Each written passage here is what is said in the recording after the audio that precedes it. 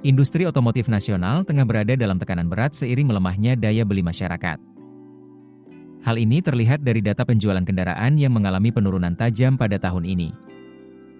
Berdasarkan data Gabungan Industri Kendaraan Bermotor Indonesia, penjualan mobil secara wholesale atau distribusi dari pabrik ke dealer sepanjang Januari hingga Oktober 2025 hanya mencapai 634.844 unit, turun dari 711.064 unit pada periode yang sama tahun lalu, atau merosot 10,6%.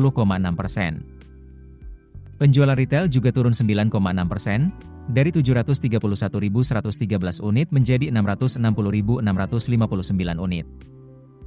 Merespons kondisi tersebut, Menteri Perindustrian, Agus Gumiwang Kartasasmita, kembali mengusulkan pemberian insentif untuk menjaga keberlangsungan industri otomotif dari hulu hingga hilir. Agus menilai, penurunan tersebut menjadi sinyal kuat bahwa industri otomotif membutuhkan perhatian khusus dari pemerintah.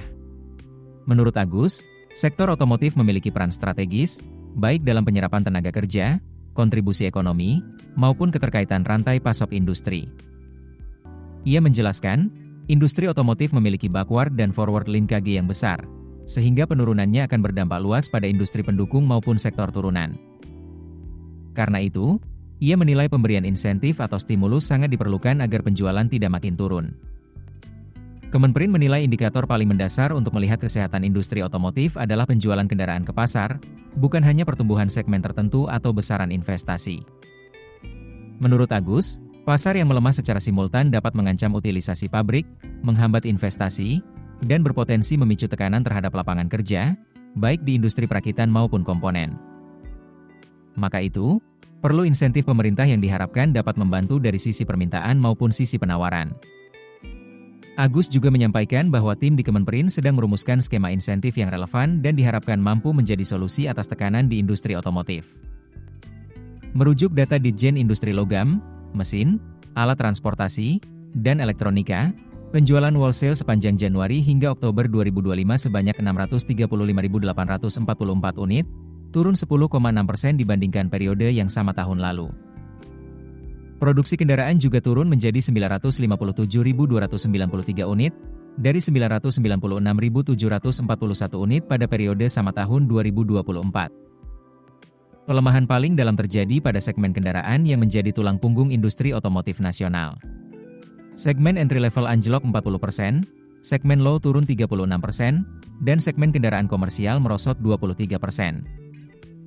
Selama ini ketiga segmen itu menjadi pasar terbesar bagi produksi dalam negeri dan menyasar konsumen kelas menengah. Sementara itu, penjualan kendaraan listrik memang meningkat signifikan. Namun, Agus mengingatkan bahwa 73% dari total penjualan EV sepanjang 2025 yang mencapai 69.146 unit merupakan kendaraan impor, sehingga manfaat industrinya, baik produksi maupun penyerapan tenaga kerja, terjadi di luar negeri. Keputusan bisnis terbaik datang dari data, bukan tebakan. Mudah berlangganan Business Insight dengan subscribe with Google.